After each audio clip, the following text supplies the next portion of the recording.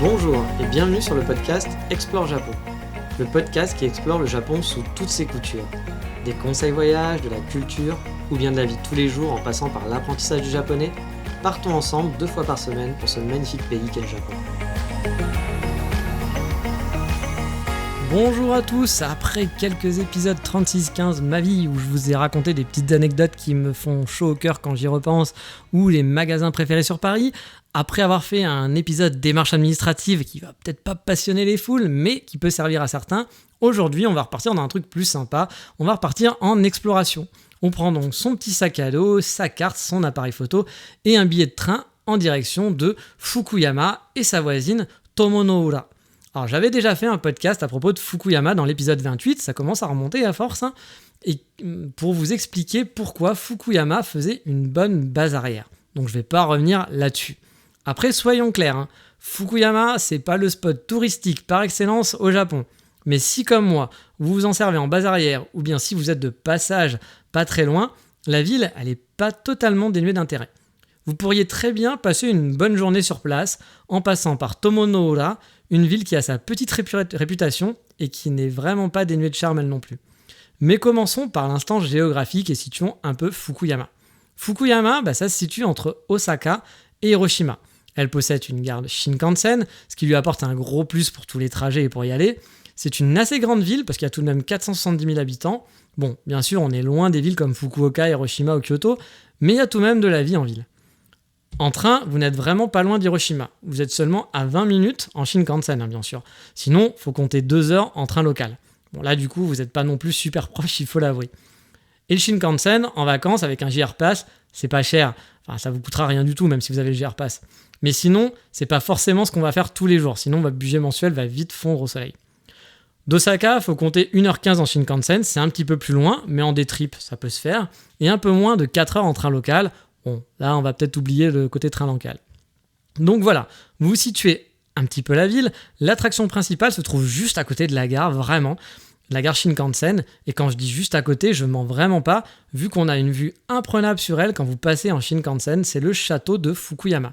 Je pense que c'est sûrement l'attraction touristique la plus proche d'une gare que j'ai pu voir au Japon. Il suffit de sortir de la gare, de monter 3 marches et vous y êtes.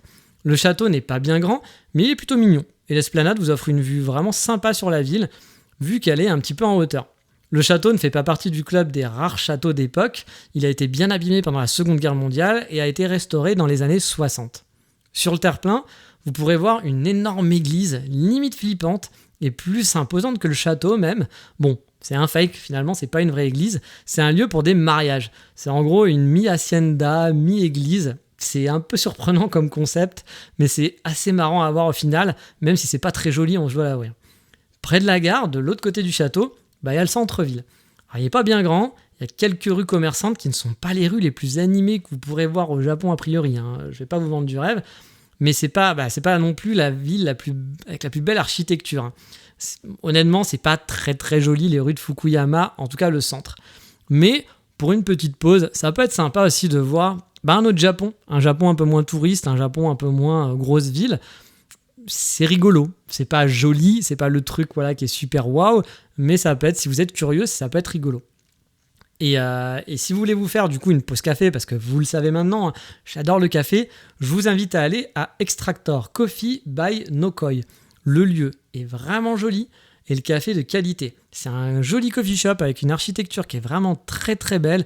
Il y a du bois, c'est sur 2 étages, c'est dans une petite rue de banlieue, une petite rue je veux dire calme, c'est un peu en dehors du centre-ville, il faut marcher une dizaine de minutes de la gare de mémoire, 10-15 minutes, donc c'est un peu perdu, c'est une grande maison transformée en coffee shop, c'est très très beau, moi j'avais vraiment bien aimé me poser là-bas, le lieu était vraiment chouette, et il n'y avait pas grand monde en plus, à part quelques habitués quoi. Bon, vous l'avez compris aussi maintenant, Fukuyama c'est pas the place to be niveau pôle touristique, cependant on peut passer une belle journée sur place, non pas en restant à Fukuyama, mais en faisant 2-3 petites choses à Fukuyama, puis après, en allant prendre un bus direction Tomonoura. Pour ça, donc, il suffit de prendre un bus à la gare directement, qui vous amènera en 40 minutes environ. Le village, c'est un village de pêcheurs, qui est connu car il a inspiré les studios Ghibli pour son film Ponyo, et le petit village ne manque vraiment pas de charme. Tout d'abord, il y a juste en face de Tomonoura, Sensui-shima. C'est une petite île qui est aussi, enfin pas si petite que ça au final, qui est très mignonne. La traversée, elle prend seulement quelques minutes via un bateau, et un genre de bateau un peu rigolo parce que c'est un bateau qui ressemble un peu à un bateau pirate. Donc du coup c'est marrant parce que c'est assez original.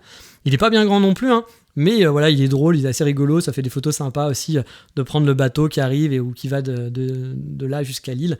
Moi j'avais bien aimé. Et donc sur cette île, c'est un lieu finalement où on peut camper, où il est censé y avoir des onsen, des thermes, mais c'est vrai que c'est pas un truc qui fait très traditionnel. Ça fait pas trop envie non plus ce côté-là de l'île. Mais l'île reste chouette. Il y a un endroit, par exemple, pour faire des barbecues en famille. Il y a des espaces dédiés où on trouve des tentes, etc. Mais on peut aussi trouver des animaux sauvages. Moi, j'ai croisé sur place un petit tanuki, par exemple, dans un des parcs. Et le long de l'île, on retrouve aussi certaines plages qui sont franchement pas désagréables. Une vraie petite balade mignonne à faire. Alors, j'ai pas tenté d'aller me baigner parce que la météo s'y prêtait pas. Hein. Je pense qu'il faisait encore froid à l'époque. Mais je sais pas si l'été, les gens se baignent là-bas. Mais c'est mignon. Voilà, c'était vraiment mignon. Et après, il y a plein de randonnées. Alors moi, j'avais juste fait la partie frontale de l'île. Mais si vous allez derrière, il y a une grande forêt avec plein de randonnées. Et je pense qu'il y a de quoi s'occuper si vous voulez vous balader en forêt. Et pour repartir, il suffit juste de prendre le petit bateau à nouveau, le fameux bateau pirate, afin de se retrouver dans le port.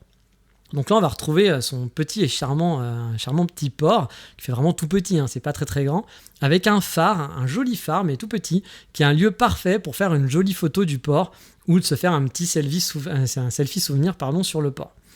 Donc c'est dans le centre-ville, ça, et à côté du port, on peut se balader rapidement, un peu partout, c'est très agréable. Moi, j'ai vraiment apprécié déambuler dans ce petit centre-ville, les petites ruelles qui ne manquent pas de charme, qui transpirent vraiment le vieux Japon. Je ne saurais que vous conseiller de déambuler dans toutes ces ruelles et profiter tout simplement de l'ambiance du vieux port et de tout ça, parce que ça a vraiment un charme fou. Plein de vieilles baraques, des choses un petit peu abandonnées, des petites ruelles ou des trucs un peu qui tiennent plus ou moins, on ne sait pas comment. Il y a des vieux distributeurs qui datent d'une époque où on n'était sûrement pas né. Bref, c'est très marrant. J'ai beaucoup aimé le coin. Ça fait vraiment un décor de carte postale, quoi. On comprend pourquoi Ghibli l'a utilisé pour Pogno. Donc juste à côté du port, on a un lieu emblématique de la ville, et c'est l'endroit photo par excellence, avec le Fukuzunji, je sais plus. Fukuzunji, je sais plus. Donc c'est un petit temple qui vraiment tout petit temple, vous le trouverez facilement. Hein. De toute façon, je mettrai les liens sur Explore Japon, vous inquiétez pas comme d'habitude. Donc c'est un petit temple et il y a une grosse fenêtre. En fait, vous rentrez dans une maison et il va y avoir une grosse fenêtre avec une baie vitrée, vous voyez, à la japonaise, avec des tatamis, les fenêtres en bois, qui donnent un cadre vraiment parfait sur les îles en face. C'est juste un vrai décor de carte postale, c'est sublime. Pour faire la photo et se poser, c'est vraiment totalement mignon. Tout à l'ouest, il y a aussi un temple, le Yoji, dans les hauteurs, qui donne une vue imprenable sur la ville. Et les îles au loin, donc vous allez pouvoir toutes les îles de Seto, voir tout ça, c'est très très beau, perdu dans un tout petit temple. Bref, vous l'aurez compris, Tomonohara, c'est un lieu qui est fort sympathique pour les photographes amateurs ou pour les gens qui aiment flâner, tout simplement. Vous allez avoir la mer de Seto, la vue sur cette mer, ces petites îles, profiter de l'air marin, de toutes ces petites boutiques vraiment un peu vieillottes et désuètes. C'est pas encore devenu quelque chose de moderne ou un truc vraiment trop attrape-touriste, même s'il y a déjà pas mal de touristes sur place. Mais pour l'instant, c'est surtout des touristes japonais, vous allez voir sur place. Dernière petite chose, pour ceux qui auraient une voiture, je vous conseille fortement d'aller dans les hauteurs, car on a quelques points de vue sympathiques sur la mer de Seto et les petites îles, c'est vraiment splendide. Mais pour ça, il faut une bagnole, parce qu'à pied, c'est pas jouable. Mais voilà, on a fait le tour de Fukuyama et Tomonohara. Soyons honnêtes, je préfère de loin sa voisine Onomichi.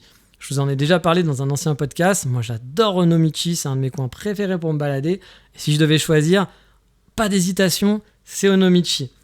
Mais le duo Fukuyama et Tomonohara, ça reste une petite balade pour une petite journée vraiment sympathique à faire. Après, voilà, c'est pas un truc que je conseille encore une fois si c'est votre premier voyage au Japon ou si vous n'avez pas trop de temps. Ça, c'est plus pour les gens qui vont avoir ça fait déjà la 2, 3, 4e fois que vous venez au Japon et qu'à force, vous avez fait tous les gros trucs touristiques et vous voulez découvrir un petit peu plus. Ou alors, pour les gens qui resteraient longtemps comme moi. Moi, j'étais resté 2 mois. C'était mes 2e vacances et j'étais resté 2 mois sur place. Fukuyama, ça faisait une base arrière. Donc, une journée, aller à Tomonohara, c'était pratique. Et Fukuyama, j'ai pu le découvrir en faisant des petites pauses quand je revenais du train ou avant d'aller prendre le train. Je me faisais des petites balades en centre-ville pour découvrir un petit peu la ville ou aller voir le château, tout simplement. Donc voilà, ça va être un épisode qui va être assez court pour aujourd'hui. mais comme d'habitude, il est temps de passer au coup de cœur du moment.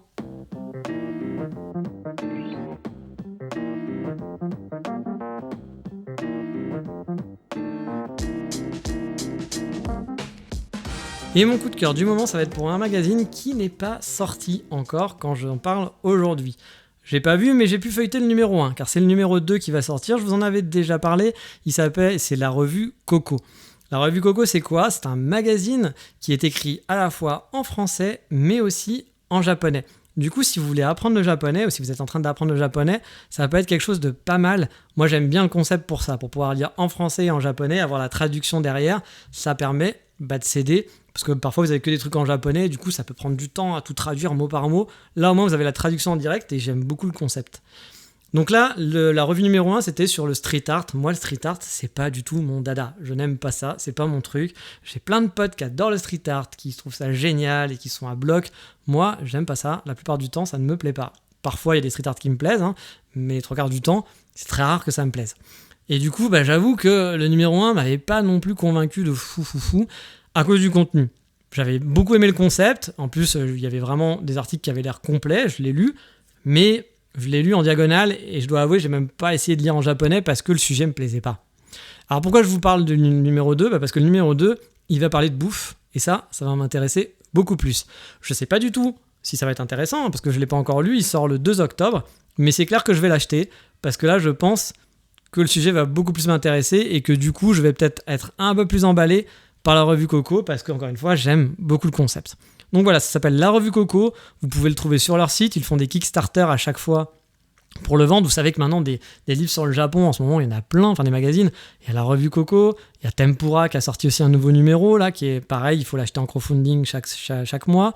Vous avez Gokan Mag, des safaris. Donc si vous aimez le Japon et que vous aimez avoir des petits magazines pour feuilleter dans les toilettes, je sais quand est-ce que vous feuilletez ces petits magazines, vous avez de quoi faire. Donc n'hésitez pas parce que faut encourager les gens qui se lancent là-dedans. Et en plus, c'est des magazines intéressants.